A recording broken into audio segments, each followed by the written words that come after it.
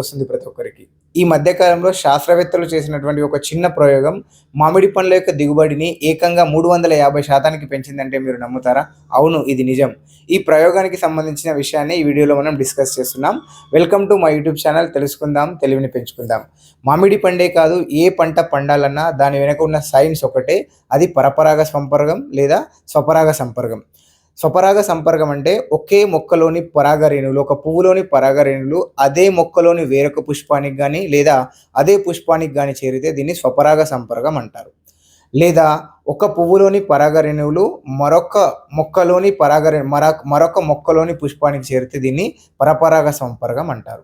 ఈ పరపరాగ సంపర్కం, స్వపరాగ సంపర్కం ఈ రెండు మాత్రమే కాయలు కాయడానికి లేదా పంటలు పండడానికి ప్రధానమైన కారణం.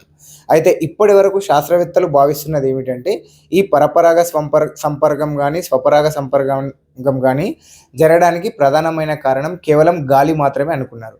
అంటే గాలి ద్వారా ఈ రేణువులు అనేది ఒక పుష్పం నుంచి ఇంకో పుష్పానికి వెళ్తాయి అనుకున్నారు.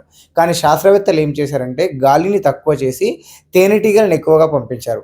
ఈ తేనెటీగలను ఎక్కువగా పంపించినప్పుడు ఈ రేట్ ఆఫ్ పాలినేషన్, పరపరాగ సంపర్కం లేదా స్వపరాగ సంపర్కం జరిగే రేట్ అనేది చాలా ఎక్కువగా పెరిగింది.